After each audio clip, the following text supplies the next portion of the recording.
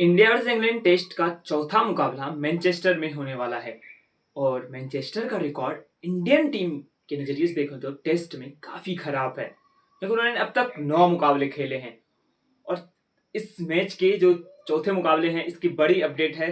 4 बड़ी अपडेट है और देखते हैं कौन कौन से अपडेट हैं और क्या कोई रिकॉर्ड टूटने वाला है या फिर नहीं। इस मैनचेस्टर में अब तक 9 मुकाबले खेले हैं भारतीय टीम और 9 मुकाबले में एक भी मुकाबला नहीं जीता है, पहली बात है। और उसमें 4 मुकाबले हारे हैं और 5 मुकाबले ड्रू हुए हैं मैनचेस्टर में। और एक बड़ी बात है कि 35 साल हो गए हैं, अब तक मैनचेस्टर में एक भी इंडियन बैटर ने शतक नहीं लगाया। 1990 में इससे पहले सचिन तेंदुलकर ने लगाया था, लेकिन उसके बाद सचिन तेंदुलकर भी मैनचेस्टर में एक भी शतक नहीं लगा पाए हैं। जैसे विराट कोहली, रोहित शर्मा और भी बड़े बड़े लेजेंड्स जहां पर खेले मैनचेस्टर में इस 35 साल में, लेकिन कोई भी नहीं लगा पाए। और बड़ी बात है, क्या क्या केएल राहुल, जायसवाल, गिल, ऋषभ पंत या फिर रविंद्र जडेजा कोई इसमें शतक लगाएंगे या फिर मैनचेस्टर का ये रिकॉर्ड बरकरार ही रहेगा? कोई इंडियन शतक नहीं लगा पाएगा 1990 से। इंडियन टीम तो रिकॉर्ड तोड़ने ही आई है और ये भी रिकॉर्ड शायद हमें लग रहा है टूटेगा जरूर। जिस तरह से हमने काबा में तोड़ा, फिर इंग्लैंड के पिच पर जहां भारतीय टीम ने अब तक एक भी मुकाबला नहीं जीता, वहां हमने जीत करके दिखाया। शायद वही हाल होने वाला है अब मैनचेस्टर का भी। और तीसरी बड़ी बात है अभिमन्यु ईश्वरन को लेकर के। वुमेन्स इंडियन टीम के हेड कोच ने कहा है कि अभिमन्यु ईश्वरन को सिर्फ आप टीम में रखते हैं। ऑस्ट्रेलिया ले गए, वहां भी स्क्वाड में रखा, इंग्लैंड में 3 मुकाबले हो गए हैं, अब भी आप उन्हें टीम में रखे हुए हैं, लेकिन एक भी चांसेस नहीं देती। इसकी क्या वजह हो सकती है? क्या जगह नहीं खाली है?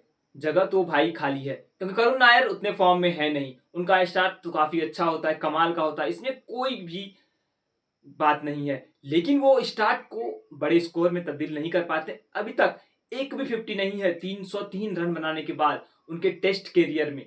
ये बड़ी दुख की बात है।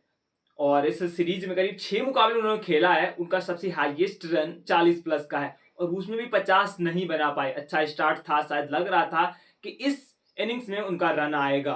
जिस तरह से केएल राहुल बैटिंग कर रहे थे, वो रन्स बना रहे थे, मौका था रन्स बनाने का, लेकिन एक गलत शॉट और वो चलते बने। और चौथी बात है कि जिस तरह से इंग्लैंड ने तीसरा टेस्ट मैच लॉर्ड्स में खेला और वो भी इतनी एग्रेसिव होकर के, और इंडियन टीम जिस तरह से एग्रेसिव दिखा रही थी, स्लेजिंग हो रहा था दोनों तरफ से, तो ये काफी रोमांचक मुकाबला होगा मैनचेस्टर में। क्योंकि मैनचेस्टर में अलग पिच होते हैं लॉर्ड्स के हिसाब से। लॉर्ड्स का पिच ग्राउंड थोड़ा ढलान जैसा है, लेकिन वहां सब कुछ ठीक है। शायद मैनचेस्टर में इंडियन टीम वापसी करे और सीरीज को 2-2 करे। और पांचवी खबर यह है इंडियन टीम के लिए, शायद ये जसप्रीत बुमराह का इस सीरीज का आखिरी टेस्ट होने वाला है। क्योंकि उनके बारे में कहा गया 3 मुकाबले खेलेंगे और ये इस मुकाबले में शायद अर्शदीप सिंह को मौका मिलने वाला था, लेकिन अर्शदीप सिंह इंजर्ड हो गए हैं और इंजर्ड होने के कारण उन्हें ये मुकाबला मिस करना पड़ेगा। और मिस करेंगे तो वो 5वां मुकाबला खेलेंगे, जसप्रीत बुमराह को ये मुकाबला खेलना पड़ेगा। और जसप्रीत बुमराह अगर खेलते हैं तो जसप्रीत बुमराह के लिए थोड़े बहुत दिक्कतें हैं। जसप्रीत बुमराह के लिए क्या दिक्कत है? जसप्रीत बुमराह अगर फैपर लेते हैं तो अब तक 2024 के बाद वो एक भी मुकाबले नहीं जीते हैं, जब वो खेले हैं, फैपर लिए हैं। तो शायद ये भी रिकॉर्ड जसप्रीत बुमराह अपना तोड़ना चाहेगी। ये अनलकी है जसप्रीत बुमराह के लिए, जब वो फैपर लेते हैं उनकी टीम नहीं जीतती है। ये दुख की बात है जसप्रीत बुमराह के लिए। जसप्रीत बुमराह बेस्ट बॉलर है, इसमें कोई दो राय नहीं है। उनके साथ ही गेंदबाज जब जसप्रीत बुमराह खेलते हैं तो उनका साथ नहीं दे पाते हैं, पता नहीं ऐसा क्यों होता है। अगर जसप्रीत बुमराह नहीं खेलते हैं तो बाकी सभी गेंदबाज विकेट लेते हैं। जैसे हमने दूसरे टेस्ट मुकाबले में देखा, आकाशदीप एक मैचेस में 10 विकेट, जस सिराज 7 विकेट, 7 विकेट भाई, 17 विकेट एक फास्टर ने ले लिया भाई एक मैचेस में।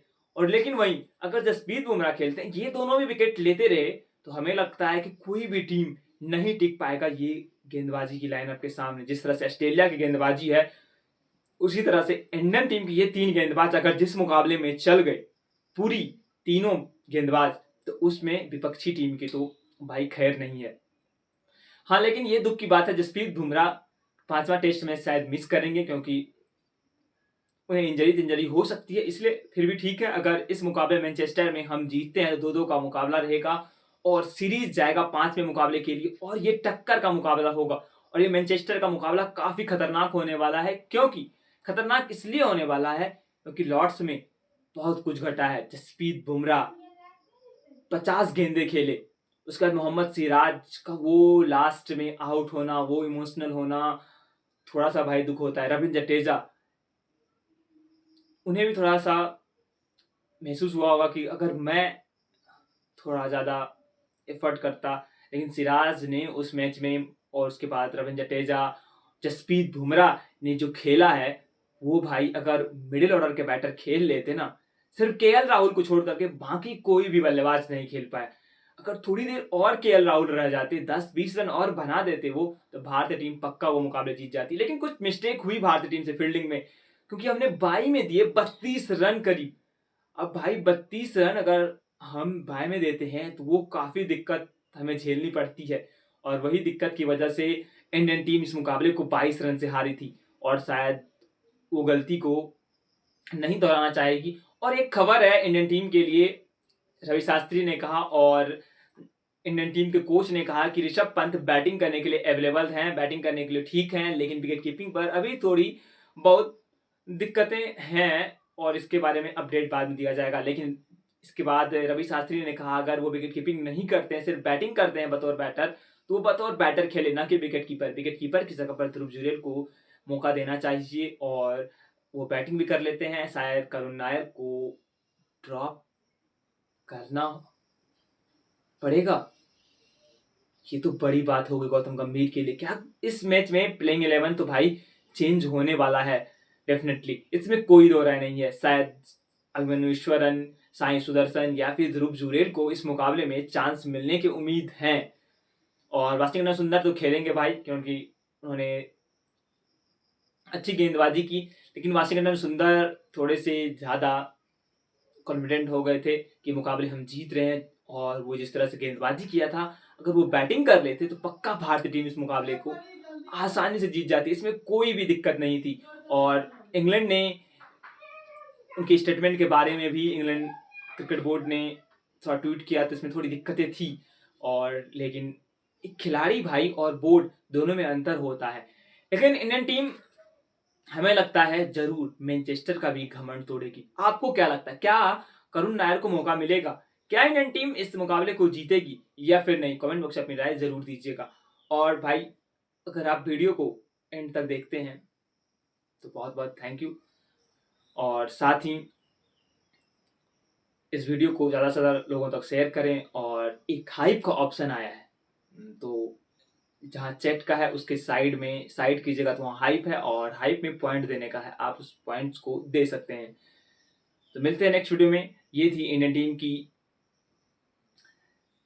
चौथा टेस्ट मुकाबले का अपडेट और जो 20 तारीख को 20 जुलाई को यानी कल मुकाबला होने वाला है इंडिया वर्सेस पाकिस्तान। जी हाँ, इंडिया वर्सेस पाकिस्तान, उसकी पूरी अपडेट्स आपको देंगे। कौन कौन से प्लेयर खेलने वाले हैं, कौन कौन से प्लेयर्स इस मुकाबले में खेलेंगे, क्या है, क्या पिच का रिपोर्ट है, क्या है, सब कुछ। तो चलिए मिलते हैं नेक्स्ट वीडियो में। यहाँ तक बने रहने के लिए आप सभी लोगों का बहुत बहुत धन्यवाद। Thank you for watching.